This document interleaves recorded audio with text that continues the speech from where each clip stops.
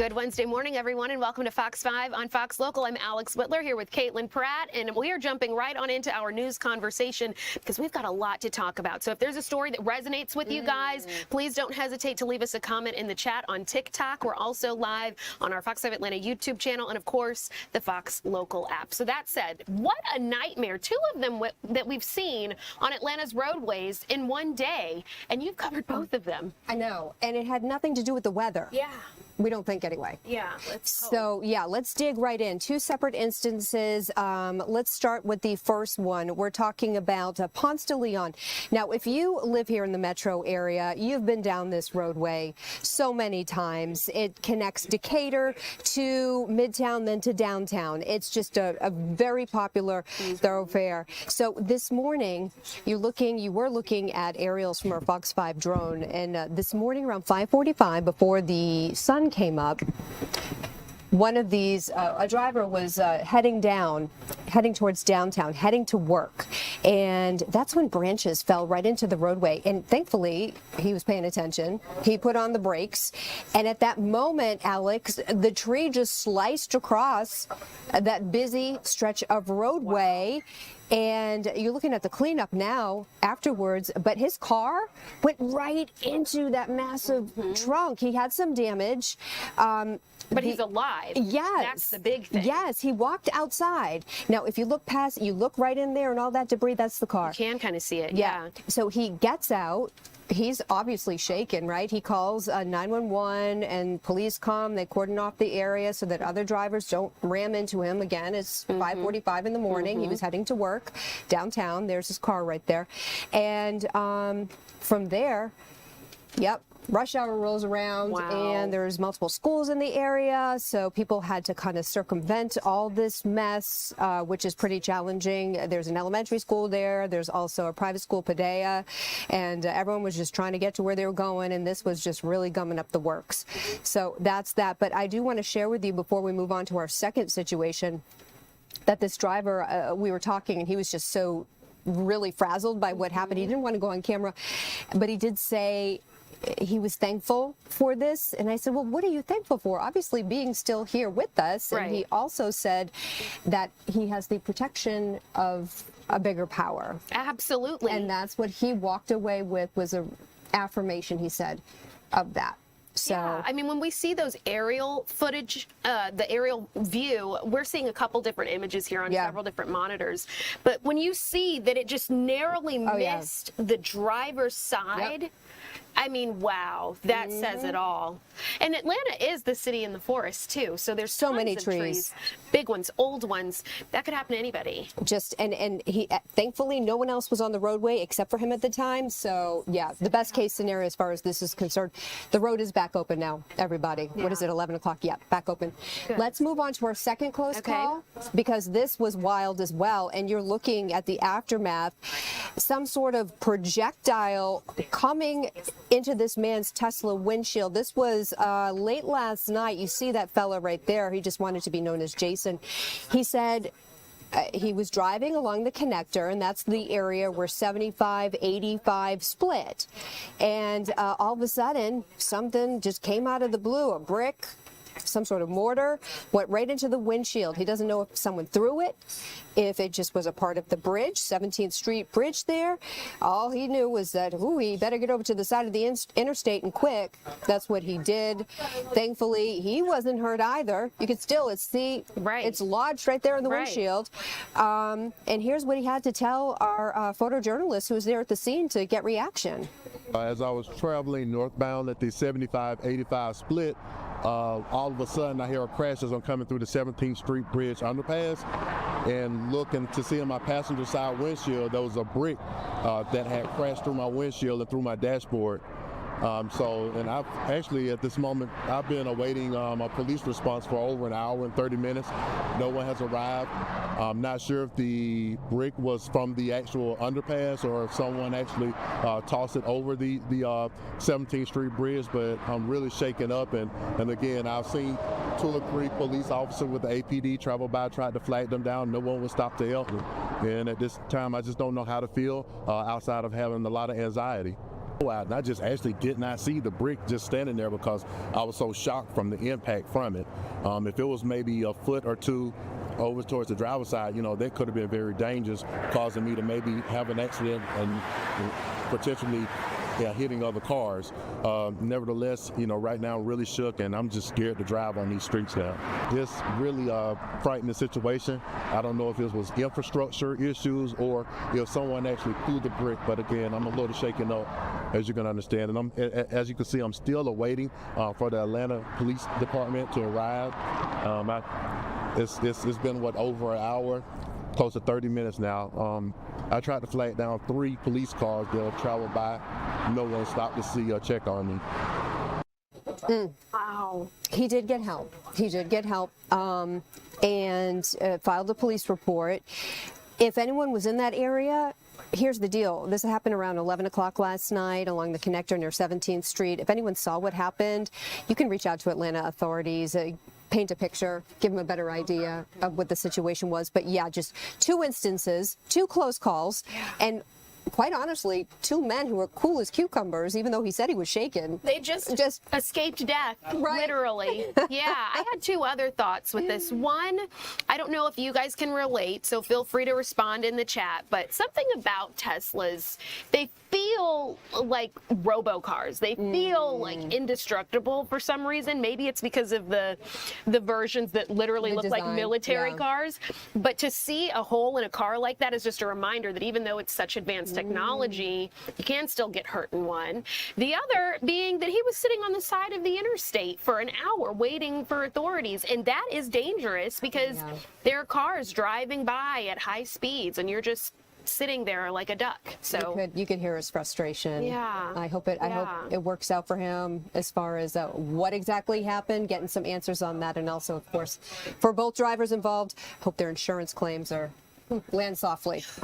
Yeah, Godspeed on that. Caitlin, thank you. We appreciate you being here with us. We do want to pivot and talk about some other big local stories because right now the search is on for a murder suspect. Maybe you've heard about this.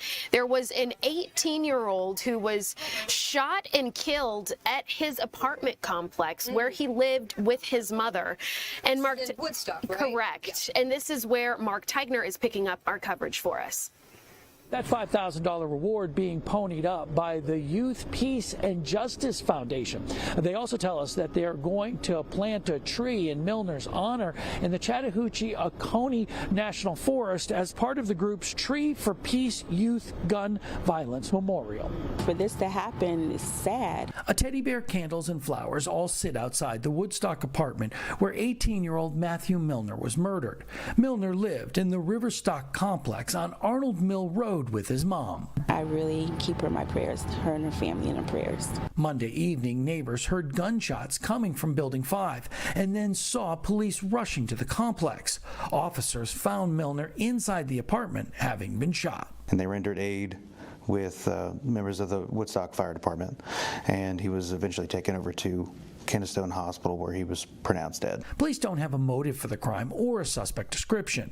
They brought in both the Cherokee County Sheriff's Office and the GBI to help them track down the killer. We want to be thorough. The GBI has a lot of excellent investigative resources, and we just want to provide the best possible service to our citizens. Investigators don't think there's an ongoing threat to the public, but have beefed up patrols in the area just to be safe. Neighbors were understandably shaken by what happened. That's scary, especially when we live right here. Right. And I have kids, so it's scary. Murders are pretty rare in Woodstock. In fact, the police department tells us they've only had 3 of them in the last decade or so. Reporting from GBI headquarters, I'm Mark Teichner, Fox 5 News.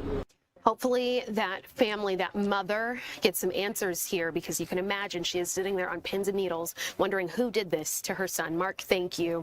We do want to pivot and talk about some ICE walkouts. Expect many of them this week all across the country, but at least 90 happening right here in Georgia. So take a look at some video of some previous walkouts that we've shot before as I walk you through the many that are expected to take place as soon as this afternoon at noon, so in less than an hour now. So Again, 90 school walkouts expected this week in Georgia. They're in solidarity with Minneapolis, and they're happening to show opposition to mass deportations. So we've gotten a whole bunch of news tips. If you're not familiar with that phrase, that's when people like you send us an email, a direct message, some sort of message saying, hey, this is something that might be of interest to the greater community. Well, we've gotten so many of those messages. So one of them came from a group of students at Riverwood International Charter School. Those are the ones that are starting their walkout at noon today. That's, again, an anti-ICE demonstration. The principal of the school got word of the protests and did advise the students to go to the track and field instead and walk the track for about 20 minutes and then come back inside after. It'll be interesting to see if they listened to that advice. The kids are really upset here, this tipster says, and they feel like this is a violation of freedom of speech. They all feel like they should have the right to conduct a peaceful walkout over ICE, especially since a lot of their friends and family, so this tipster says, have been detained. I'm going to keep walking you through the long list of schools here. North Gwinnett High School is another school that's apparently having some sort of demonstration. I'm trying to determine when they say tomorrow, if they meant tomorrow as in Thursday or if this came in last night. But the goal was to happen around 9:59 to 11:22 a.m. So that would be happening right now. Producer tells me that there were plans to have this happen today. We will keep you posted on if it did in fact happen. There are others happening later on in the week. We're talking about schools like Mill Creek. That one's expected tomorrow at 10:40 a.m. There's also a couple of messages that were coming in from Alcovy. Again, these are schools all across our viewing area, the North Georgia, Metro Atlanta region. So it's not just in one section here. Riverwood, I mentioned. The list goes on and on. Park, again, happening at noon. And Norcross High School's walkout is expected for 12:40 today. So that's something we're going to stay on top of. In the meantime, we do want to pay attention to some news that is happening right now. The president is speaking about his Trump accounts that you may or may not have heard about. Let's listen in. Ever we're going to give every newborn American child a financial stake in the future, head start with life, and a fair shot at the American dream, something people don't talk about so much, at least not for the last 4 years they haven't been, but now they're talking about it big this last period of time. It's been unbelievable. When you see what's going on with our economy, the tremendous investments that's been made in our country. We have over $18 trillion coming in. The most, I think, was 3. That was 10 years ago, another country, not even our country. We have $18 trillion, and we have thousands of businesses being built all over the country, and hundreds of massive plants, so big, car plants, AI plants. With the support of the men and women here in this beautiful room, over the next 15 years, we're going to put $3 to $4 trillion of wealth into the hands of young Americans who otherwise would have really started out with nothing. It's really an amazing thing because it gives young children that start out with really nothing, and we gives them, boy, it's more money than anybody could imagine. From their standpoint, they'll have a real start in life, and that's why decades from now, I believe the Trump accounts will be remembered as one of the most transformative policy innovations of all time. And I've done a lot of them. The tax cuts, we've done a lot of them, more than I think anybody, and I think this is going to be one of the most outstanding. Last summer, I signed the great, big, beautiful bill delivering. It made this possible, too. It actually made this possible. Without it, we wouldn't have been able to do this. Delivering the largest tax cuts in American history, including no tax on tips, no tax on overtime, no tax on Social Security for our great seniors. And, you know, we did another thing. When you buy a car now, you get a deduction on the interest payment if you borrow money. So think of it, rich people get so many deductions. I'm the king of deductions. I love deductions. But people, middle-income people, never had a deduction before. Now they're getting a deduction on interest. They buy a car. That's going to have a huge impact on the automobile. By the way, there's one proviso. It has to be made in America. If the car's made in another country, no thank you. But they're all going to be made in America pretty soon because we have factories coming in from Canada, Mexico, Japan, Germany, all over Europe. they're all coming here to make their cars because they don't want to pay tariffs. Very simple, wasn't very complicated. You'll see those numbers starting to produce. That's why you see these massive construction numbers, and soon when those things start opening, you're going to see employment, and you're going to see wealth creation for middle-income people like you've never seen before. Every single Democrat in Congress voted to raise taxes on hardworking citizens. Their whole campaign was raise taxes. I've never heard of it before. All my life I grew up, and I hear politicians, we will cut taxes. This is the only group I've ever seen, we're going to raise your taxes. No wonder they lost. Actually, there were other reasons also. But together with the majorities in the House and Senate, we overcame their obstruction, and we put more money into the pockets of every working American than anyone thought even imaginable. Perhaps no provision of the great big beautiful bill will prove more consequential than Trump accounts. Under this program, the U.S. government will automatically create a tax-free investment account for every newborn American child, something that nobody really would have even thought of. There were some brilliant people that thought of it for a long time. They're here with us today. We're going to introduce a couple of them.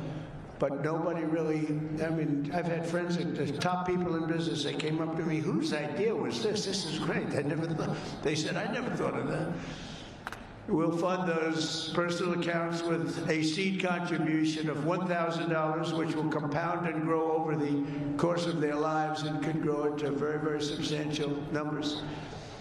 Parents, employers, churches, states, and loved ones will also be able to add up to $5,000 in additional money for those accounts. And with every modest contribution, Trump accounts should reach at least $50,000 in value by the time the child turns 18, and could be very substantially more than that. With slightly greater contributions, the typical account will grow to $100,000, $200,000, and can even grow up to past $300,000 per child. And we think most likely, the most likely cases in the $200,000, $300,000 range. The size and scale of this wealth will dwarf all government programs ever created to benefit America's youth. There's never been anything like this. That's why everybo's talking about it. Even really people that truly hate me are making this investment. One person hates my guts. He put $1 billion into it. I said, you must like this program a lot because you can't stand me. I said, I do, but I do like you more than you think. They liked me more in the last year than they liked me before. Although we had a great first term, we can't forget that. We had the greatest economy in the history of our country, but this is blowing it away. So, every president, thank you. Every president in modern history has left our children with nothing but debt. But under this administration, we're going to leave every child with real assets and a shot at financial freedom. We'll ensure that Americans don't just end their lives with a nest egg, but instead all Americans will begin their lives with a beautiful nest egg. There's never been anything quite like this. I want to express my tremendous gratitude to a very special couple who believed so strongly in this vision right from the beginning, that they personally donated $6.25 billion. That's $6,250,000,000. Even the 250 is a lot of money when you think. I mean, you know, Nikki, do you hear that money? That's big even compared to rapping, all the money she makes. She's hearing a number like that. She'll say, how many songs do I have to make to catch that? But amazing, amazing thing, $6,250,000,000 to fund Trump accounts for an additional 25 million children aged 10 and under. And that's Michael and Susan Dell, two incredible people. Where are you, Michael? Where's Michael? Stand up, Michael. What a great guy. What a great guy. You know, I tell you, he didn't do it for his business. He did it, I guess, probably would have been better off not to. That's a lot. But you know what? I hope everybody goes out and buys Dell computers. My son, I told you, Barron, he loves that computer. I don't know what the hell you're doing to it, but he likes it. But I just want to thank you very much, and Susan, it's unbelievable. really unbelievable what you've done. So Michael and Susan made this donation in recognition of America's 250th anniversary, because there's no better way to honor America's history than to invest in America's future. That's what they did. And this is perhaps the largest, one of the largest certainly, but perhaps the largest private donations of all time. That's a lot, $6 billion, $250 million. And somebody did say that. A friend of mine, very rich, he's going to put up $100 million. And he said, geez, you know, think of it, the 250 that Michael has is a lot more than mine. And I haven't even talked about the $6 billion. But anyway, it's amazing when Michael can start off with very little money and build a fortune where he can, you know, routinely make such a payment and investment in the youth of our country. Michael, you're great. Thank you, man. Thank you. And I also want to say hello to and thank some very special people that have been with my administration and really become friends of mine. On occasion, I have little arguments, but generally, I would say really good. And who's doing, and start off with a man who's doing a phenomenal job, Treasury Secretary Scott Bessent. Scott, thank you very much, Scott.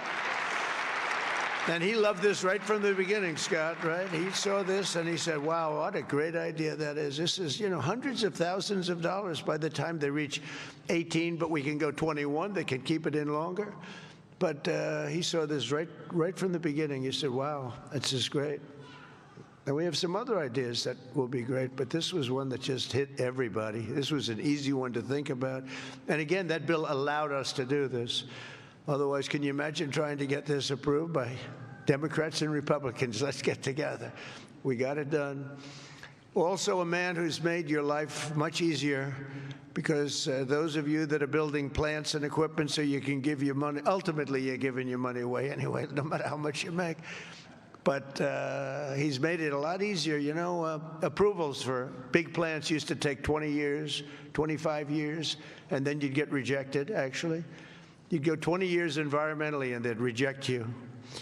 You finally, if I think of it, a guy starts young, he starts an approval process. By the time he's middle-aged, they take a vote and he loses. It's not worth it. But we have a man that's getting these things done in a matter of weeks. And the biggest plants in the world are being built right now, and he's getting them done fast. He's getting electric plants built so that we can buy them. They're paying for them. They want to pay for them.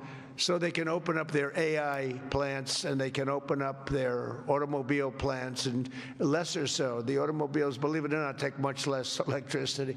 You're going to have to tell me why you need so much electricity to create information. I said, what's your primary product? Information. Oh, I see. Information. It better be damn good information for the kind of money. But Lee Zeldin is a star, and he has been incredible. Thank you, Lee. And, you know, I have to say this, Scott and I were talking about it. So Lee went out to California after the fire, which would have never happened if they would have let the water flow from the Pacific Northwest, which everybody's been telling them, including me. Now I just opened it up. We literally sent in the military to open it up. But if they would have let, you wouldn't have had the fires, because you would have had a little thing called the old-fashioned way, water in the fire hydrants, as opposed to empty fire hydrants. You would have had water, and most of the houses had the sprinklers on top. No, there was no water in their sprinkler in their living room. All those fires wouldn't have started. But they did start, and I will say that Lee, the most difficult permit was Lee. I went there a couple of days after the fire, met so many people on the streets who were, in many cases, fairly wealthy people. Some very rich people. Some of the best houses in California burned down. And I said to them, so what do you want to do? They said, sir, we want to start immediately. Well, we'll get you permits. Now, the hardest permit, Lee, was the federal permit. Is that right? He got everything done in 20 days, right? The whole thing? Is that a correct statement or less? 20 days. So he got everything done, 100% ready to go. And I went for a meeting, and this mayor, who's a grossly incompetent person, she said, we're going to try and have the permits done within 2 years. Remember that? I got into an argument. I said, you mean within 2 days, right? She said, no. And I'm meeting all these people as I'm walking along the streets with the fire departments and the policemen. and they're all devastated. You know, they're still smoldering. They weren't even allowed to go in their property. The Environmental Protection Agency local said, don't go on your property, okay? We said, it's okay, don't worry about it. Any problem is gone. Any problem is burned. Any germs are burned. They're burned. They were burned. Nobody's ever seen anything like it, but all so unnecessary that it happened. But we got it all done in 20 days, the whole place. And yet now, still, more than a year later, they don't have permits. Almost nobody is building. So I haven't told this to Lee Zeldin yet, but I'm going to put you in charge of getting permits. I think we're going to override the local authorities because they're never going to have it. Okay, everyone, you were just listening to President Trump as he talks about the formal launch for his Trump accounts. And in case you're not familiar, it's tax season right now. And the Trump administration is essentially urging families to sign up for these Trump accounts when they file their 2025 returns. And it's essentially something that people can take advantage of, especially for kids who are under 18. I believe it would give families $1,000 to invest in their child and their future. So, of course, if you're interested in more information about how this pilot program will work, you are welcome to look it up on our website, fox5atlanta.com. It's also on the free Fox Local app for your smartphones and smart TV devices. And good morning to all of you who are watching us in that capacity. We certainly appreciate you being here with us for this news conversation. I call it that because we are streaming to you live, not just in those ways, but also on the Fox 5 Atlanta TikTok and YouTube channels. So if there's a story that resonates with you, please don't hesitate to leave me a comment. And if I could just acknowledge some of the comments that I've seen lately. From that previous press conference you were seeing with the president, I saw some people were saying that they're skeptical about these accounts. I'd be curious to know why, and I've been responding to some of you. So let us know, what is your hesitation? I also, at the beginning of this news conversation, saw you guys talking about the police response times for that car that ended up having a brick smash into it as a man was driving down on the connector. We do want to give our police officers some grace here, as we understand this is a big city and there are lots of events and emergencies taking place. So I just wanted to acknowledge those of you who are in the chat sounding off. We appreciate you being a part of this. Now, if you'd allow me an opportunity to pulse check, do we want to take a quick pause? We'll be right back after this.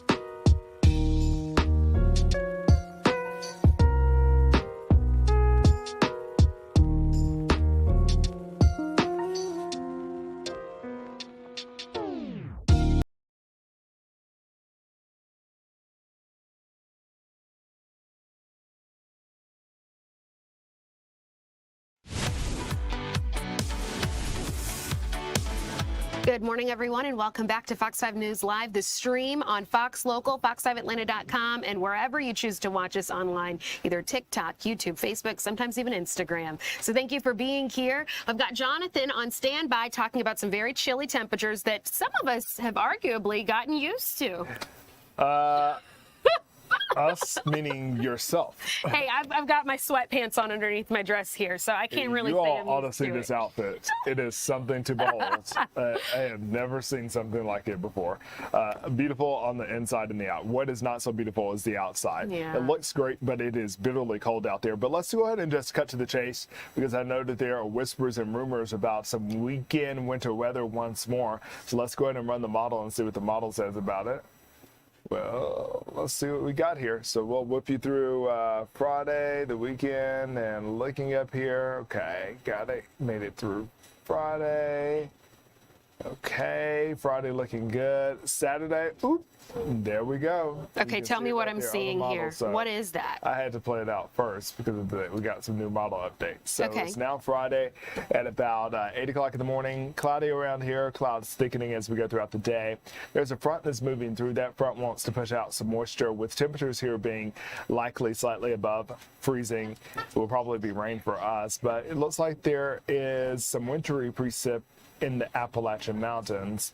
So if it doesn't move away so fast, it wants to drift southward as we go through the overnight hours into Saturday. And you can see here that system kind of holds its position, that cold air firmly locked in for our neck of the woods. And it looks like we could possibly get some snowfall for our northern zones and our eastern zones. We'll be on the lookout for that. If the metro area gets anything, it will likely be more of a dusting during the here and the now, based on what we see in the forecast.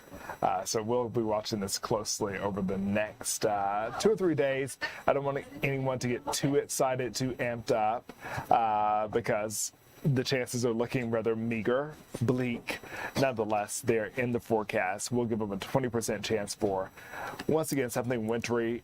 If there is accumulation, it will likely be near our South Carolina state line counties and North Carolina state line. So we'll keep our eyes on that. But until then, it's all about the cold air and the sunshine. Right now, we're at 37 degrees, but you see single digits decorated across the Great Lakes and the upper Great Plains. In terms of the forecast for the remainder of the day, we'll add a degree by noon. By 2 o'clock, we're into the 40s. Hopefully, we can stake out in the low 40s today, mid 40s in some cases. Right at this hour, you can see here, everybody everywhere is above 30 degrees. I'm proud of y'all. Okay, we keep on growing into the Wow, we're afternoon. spoiled. Yeah, look at us. We're going up. By the time we get to the 4 o'clock hour, it looks like 44 is what we'll do for a solid temperature. Tonight, we're going to go down once more. We'll quickly roll through the weather in your neck of the woods. Here in the metro area, we'll do 23 in Douglasville. 25 for Conyers. Up north, I see some teens popping up once more. Blue Ridge and Blairsville, 18 degrees, 23 incoming. 21 for Rome. Heflin, 21 degrees. Buchanan and Carrollton, 21, along with Dallas. Marietta, you'll run a 23. Peachtree City, 23. 23 in Griffin, 22 in Greenville, and 24 in Madison, 23 in Greensboro. So that's what we got on the horizon for tonight. Going into tomorrow, I think there'll be a few more clouds out and about, Alex. So we'll look for cloudy skies for much of the day, but there'll be some sunshine peeking through, and we'll ultimately try to tap a high somewhere in the mid 40s once more. So these days are more like copycats than anything. So the temperatures are coming up, but only to fall down once more. We'll spend the majority of our weekend, no matter what happens in terms of winter precip, we will spend the majority of the weekend below freezing. Just wrap your mind around that. We'll go down on Friday night, and bounce back does not look so likely. Look at these wind chills that are below freezing, sticking around, hanging out. Thursday, it looks to be some improvement, and look again. Bam. Yikes. It's locked in, folks. That's what we got. These are, look at current wind chills that continue to be, once again, below freezing, and how the air feels to your skin. So that's how we got it shaken out, Alex. I'm a little bit scared to show this right here because it's going to have Groundhog Day on the wrong day. I'll fix it live and in person. How about that? Beautiful. That's the best part about this platform, is that we're able to show people how TV news works, even though, you know, we're not just on their TVs. We're also on TikTok and YouTube.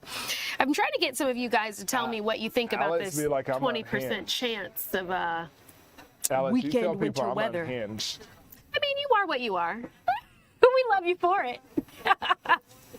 Jonathan, thank you. You guys, please stick around because we've still got some tech news to talk with you about. So we've talked about AI, Jonathan, since I've got you sitting right here, right?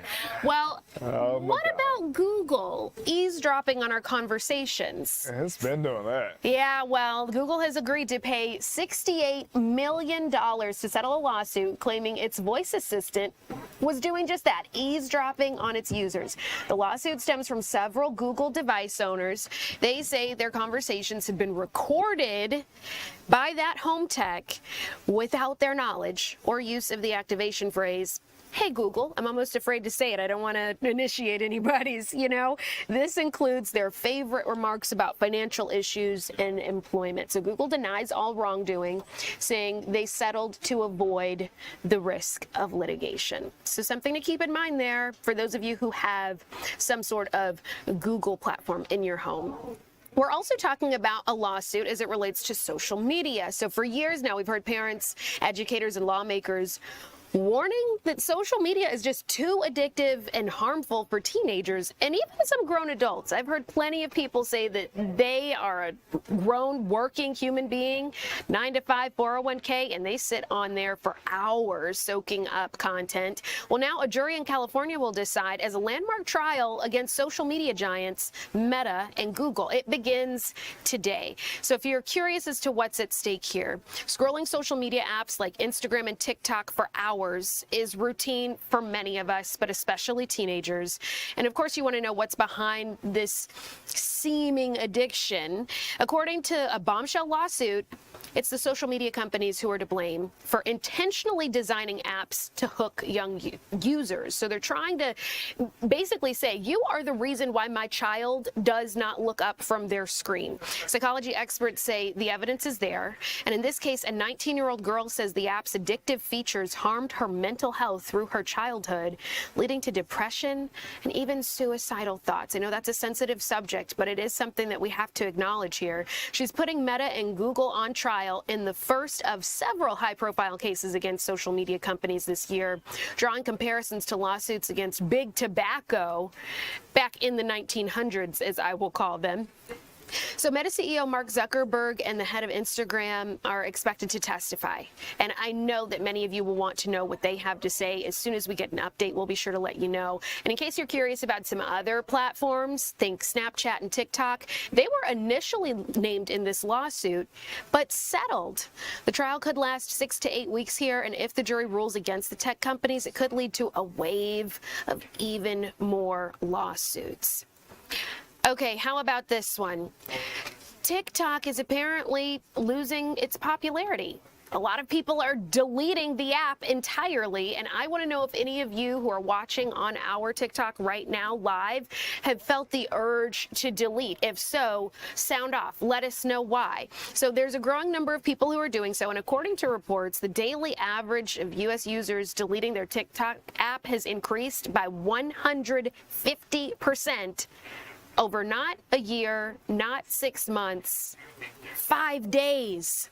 Just last week, TikTok announced that it formed a new joint venture to keep the app in the U.S. and under American leadership. But TikTok users seem to be skeptical of that updated privacy policy. I saw it pop up. I clicked OK. I know a lot of you are wondering, what did I say OK to? Well, other companies complain about outages and upload fails. I know a lot of people were saying, wait a minute, I posted something hours ago and it says I have 0 views. What's that about? Right? The app has just been acting a little bit weird lately, and people think that it has something to do with this new ownership. Of course, Americans owning most of it now. Remember that whole TikTok could be banned in the U.S. thing? Well, yeah, this is the ramification of it. So it'll be interesting to see how the app works out its glitches. At last last check, there was some sort of data center outage that had something to do with those low views. So let us know. Are you staying? Are you going? Deleting the app? Yes, no, maybe so. Please don't be shy. We are looking live at your comments. Right now, I haven't seen you guys feel too passionate about this one, but I will be checking a bit later on in our news conversation. Well, stick around because we do still have quite a bit to talk about this hour for the next 20 minutes or so. We're talking about some young minds that are brainstorming ways to recycle. We're also talking about some new trails that'll be added to Chattahoochee National Park. Stay with us.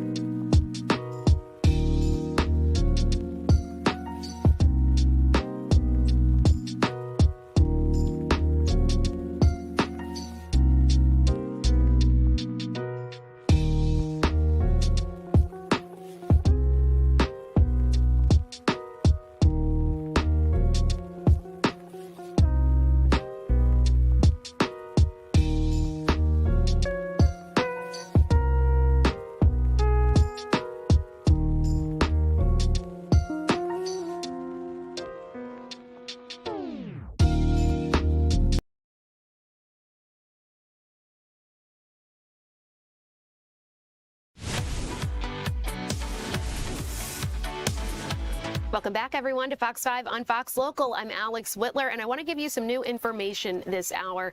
Nicki Minaj just joined President Trump on stage at the U.S. Treasury Summit. She is essentially saying that it's not a crime to be a Trump supporter. She says she feels as though she's been bullied ever since she came forward, and said that she does agree with the president's policies and pushes.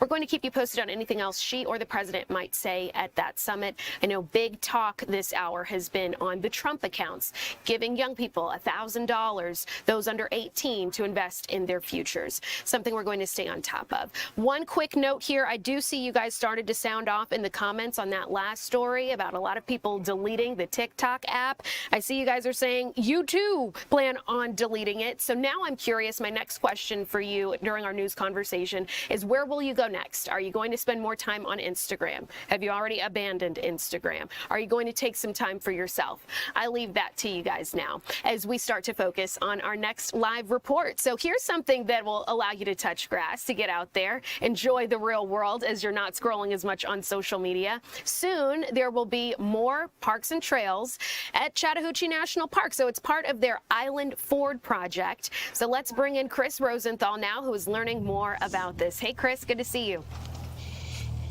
Yeah, hey, you know, they're building these trails as we speak. You can see Scott here behind me. He's been on the excavator all morning adding on these trails, and he's already made quite a bit of progress. I've been out here about an hour and a half or so, and he's already gone quite a ways, and it's a beautiful day to be out here after the cold weather that we've had. But yeah, I'm at the Island Ford part of the Chattahoochee River National Recreation Area, and I'm joined by Brittany Jones here. She's the executive director. We're going to go for just a little walk on this this new part of this trail, but tell me a little bit about this the history of this trail here. Yeah, absolutely. So the national park that we are currently walking in was established in 1978 by Jimmy Carter. And when the National Park Service came to, own and manage this land, they really inherited a trail system that had been walked on for decades by locals to get to the river to enjoy some nature. And today, this park welcomes over 3 million visitors a year. So they weren't really designed or maintained to withstand all that foot traffic on it. And of course, we love people visiting our national park. And in Island Ford here specifically, we have about 4.8 miles of trails. And we are currently in the process of adding 2 miles. But on top of that, we are doing a ton of work to make sure we are kind of restoring the health of the land, making sustainable trails so that they can be here well beyond our lifetime. We want them to be safe, enjoyable, but also taking care of the environment that we're in so that they can stick around a lot longer than us. And it's a beautiful environment. I mean, we've walked a little ways just to get up here to some of this new section, this new 2.2 miles that they're building, and this is part of an even bigger part. I mean, you guys are going to expand this even more, talking about that. Yeah, this is one of 15. So the national park actually goes through 4 counties and 9 cities, from Beaufort Dam all the way to Peachtree Creek. And we're kind of right in the center of it right now, where headquarters is. And in total, it's about 66 miles of hiking trails in the entire park. And we are following a very comprehensive plan to add over 30 more miles of trails. We're going to, at the end of all this, have 100 total miles of trails that will be sustainable, enjoyable, and hopefully well loved and used by our community. And it's walking, running. Can you bike on this? Or? There is only one section of this park you can bike in. It's in a unit called Cochrane Shoals, really cool mountain biking trails. But every other unit that you're in, it is a walking, hiking, running. And the experience, I mean, we've walked on a little section of this. I mean, what can people expect to see and experience when they come out here? Some of it's by the river too, huh? Yes, yeah, this unit specifically has almost a mile right along the riverside, so that's a nice leisurely walk. We're in a section right now where no trails exist, so we're carving completely new out here. But really what we want you to feel when you eventually do come out here to enjoy these trails is that they've been here forever. We don't want them to feel manufactured or too designed, so it should really feel natural, like you're just strolling in nature. There's a lot of wildlife, a lot of beautiful plants, a lot of beautiful scenery out here to enjoy. Yeah, I've noticed there's a lot of deer tracks out here, and I've seen a lot of birds as well. So it's peaceful, like you said. You really feel immersed in the nature here. When will this is closed? This section's closed right now. When Yes. will this? Do you expect this to open? Yes, this unit, Island Ford, is closed right now. If you do want to get your hiking in your national park, there's plenty of others we hope you enjoy. This will reopen in spring. We're hoping March, April, depending on weather, that fun freeze we just had. So we hope that we can welcome you all over here to hike the trails in spring. Awesome. And this is made possible by donors, huh? Yes, yeah. So we're a nonprofit. Everything we do is, of course, mission driven, but it is with the support of the community. And this was all local grassroots fundraising that got us to the $500,000 goal to get this done. Wow, one of your biggest projects yet. Yeah, I mean, this is beautiful out here, and it's spring is hard to believe, but just around the corner. This will be a corner, and it'll be a beautiful place to come out. And you can see down there one of the ponds down there. We walk. It's actually frozen a little bit. I wouldn't walk on it, but just the scenery out here is beautiful, real peaceful, and it's just outside the city, so you don't have to go far to get out here. All right, Chris, thank you. We appreciate that. And I've been monitoring our chat here because a lot of people have been saying that they want to limit their screen time. I can't help but feel like we just gave them the perfect something to do while they're not on their phones. So thank you guys for participating in our news conversation on our TikTok Live. We look forward to seeing what else you guys have to say. I do have some new information coming into our newsroom. You might have heard that we were talking about some concerns coming out of College Park. A lot of people were saying, we've seen ice in this neighborhood. What could that be about? The current mayor was saying, wait a minute, I want to know if there's some sort of investigation, any plans for deportations here. here. So in the light of the recent social media discussions regarding possible ICE presence in the city of College Park, they did happen to send us a statement. So it says, I'm going to read it directly. The City of College Park is aware of discussions regarding a possible ICE administrative office within our city limits. It goes on to say we are committed to complying with all applicable laws while remaining transparent with our residents and businesses. Our priority is sharing accurate information, dispelling misinformation, and reducing fear within our community. Again, I'm reading this statement directly. It just came in an email, so forgive me for looking to the side here. It goes on to say College Park remains focused on fostering a safe, inclusive, and economically vibrant environment for all who live, work, and do business here. Finally, this statement says, as more verified information becomes available, the city will continue to communicate openly with the public. So really just an acknowledgement that the City of College Park has heard your concerns. At last check, the mayor said she doesn't believe that ICE is targeting any locals, but it is something that they're going to ask questions about and try to get you some answers. Let us know if you guys live in College Park, if this is a concern of yours. Please don't hesitate. Leave us a comment in the chat. We'd be happy to know what it is you are thinking and feeling. We've got much more news for you right after this.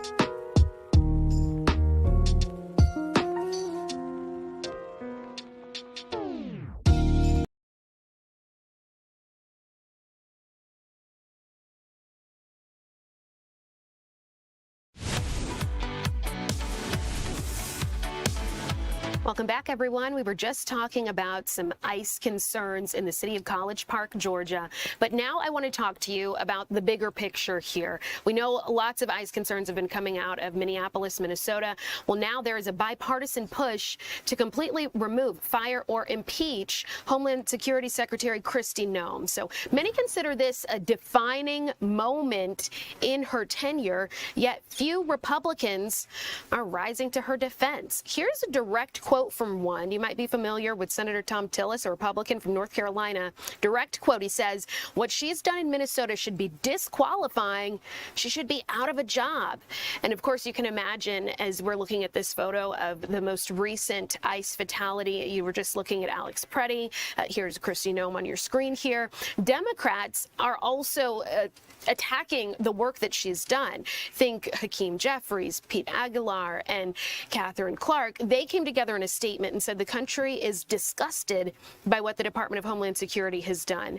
That statement does go on to say Kristi Noem should be fired immediately. That's me putting it in short here. If you're interested in seeing more of it, we've got it on our website. But to give you the other side, because we like to be fair here, the president has largely stood by Noem and praised her work, defended her Wednesday at multiple junctures, strongly indicating her job doesn't appear to be in immediate jeopardy. We'll keep you posted on any changes there. It's obviously a story that's developing nationwide, and a lot of students have even started walking out because of this. We mentioned that at the beginning of this news conversation. I do want to acknowledge some of you were commenting saying good on the students. Others were saying the students should be suspended for walking out. 90 protests happening all across our area. I saw many of you were quick to jump and say those students are just enacting their First Amendment rights. Another big story for you this hour as we close out this news conversation is something coming out of Senator Jon Ossoff's office. He says that there are more than 1,000 human rights abuse cases at ICE centers. So let me just walk you through this here on background. Senator Ossoff just released a report yesterday alleging many of these hundreds of human rights violations at U.S. immigration facilities over the last year.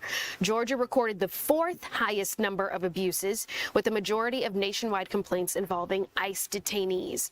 Now, DHS dismissed it as a political stunt, accusing Ossoff of previous inaccuracies and remaining silent during the previous administration's border challenges.